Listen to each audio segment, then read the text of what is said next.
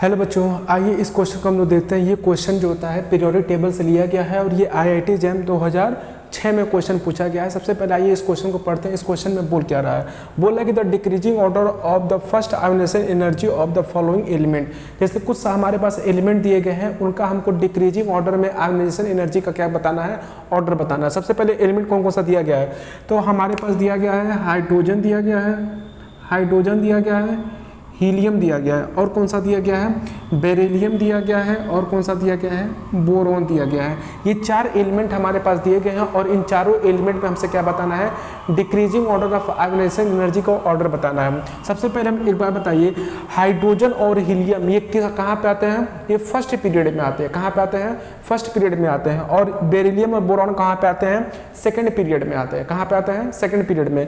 यानी कुल मिलाकर हम लोग ये जानते हैं, जब हम ऊपर से नीचे आते हैं, ऊपर से नीचे आते हैं तो आयोनाइजेशन एनर्जी का वैल्यू क्या करता है, डिक्रीज करता है, लेकिन साइज क्या करता है, इंक्रीज करता है। तो इन दोनों का आईपी का वैल्यू, इन दोनों एलिमेंट का आयोनाइजेशन एनर्जी का वैल्यू इन दोनों से ज़्यादा होगा। क्यों ज़्यादा होगा, क्योंकि ये फर्स्ट पीरियड में आ रहा है और ये सेकंड पीरियड में आ रहा है। और ऊपर से नीचे जब फर्स्ट से सेकंड पीरियड में हम लोग आएंगे तो आयोनाइजेशन एनर्जी का वैल्यू क्या होगा, कम होगा।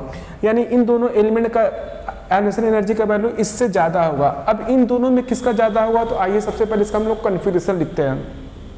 हम लोग जानते हैं कि हाइड्रोजन का एटॉमिक नंबर कितना होता है, 1 होता है, तो इसका कन्फिगरेशन कितना हो जाएगा, 1s1 हो जाएगा। और हीलियम का एटॉमिक नंबर कितना होता है, 2 होता है, तो इसका कन्फिगरेशन कितना हो जाएगा, 1s2 हो जाएगा। और बेरिलियम का एटॉमिक नंबर कितना होता है, 4 होता है। बेरिलियम का जब एटॉमिक नंबर 4 होता है तो इसका कन्फिगरेशन क्या हो जाएगा, 1s2 2s2 हो जाएगा। और बोरॉन का एटॉमिक नंबर कितना होता है, 5 होता है, तो इसका इलेक्ट्रॉनिक कन्फिगरेशन कितना हो जाएगा, 1s2 2s2 2p1 हो जाएगा। कितना हो जाएगा, 2p1 हो जाएगा। तो एक बात बताइए, हम लोग ये भी जानते हैं कि जो जनरल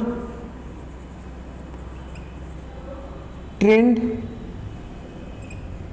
इन आईपी वैल्यू वो क्या होता है, वो हम लोग ये जानते हैं कि जिसका भी इलेक्ट्रॉनिक कन्फिगरेशन P6 रहेगा उसका वैल्यू जो होता है आयोनाइजेशन एनर्जी का सबसे ज़्यादा होता है। तो पहले P6 होता है, उसके बाद P5 होता है, उसके बाद क्या होता है, P3 होता है, उसके बाद क्या होता है, P4 होता है, उसके बाद क्या होता है, P2 होता है, उसके बाद क्या होता है, S2 होता है, उसके बाद क्या होता है, P1 होता है, उसके बाद क्या होता है, S1 होता है।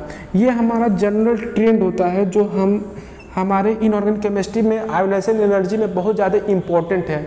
कभी भी जब इलेक्ट्रॉनिक कन्फिगरेशन पे सवाल करना हो आयोनाइजेशन एनर्जी का, तो ये ट्रेंड आप हमेशा याद रखिएगा। सबसे ज़्यादा किसका होता है, P6 का होता है, उसके बाद P5 का होता है, उसके बाद P3 का होता है, उसके बाद P4 का होता है, उसके बाद P2 का होता है, फिर S2 का होता है, P1 का होता है, S1 का होता है।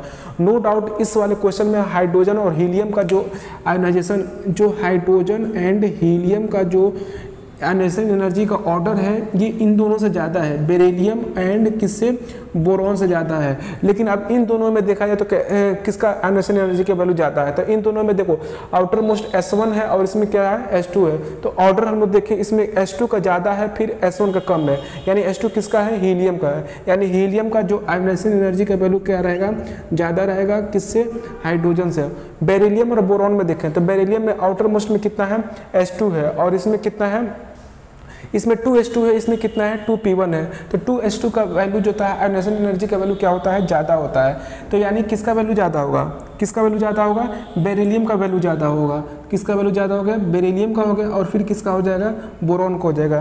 तो ये कौन सा हमारा ऑप्शन मैच कर रहा है, ये हमारा ऑप्शन कौन सा मैच कर रहा है, ये ऑप्शन हमारा जो होता है फर्स्ट मैच कर रहा है। क्या मैच कर रहा है, फर्स्ट।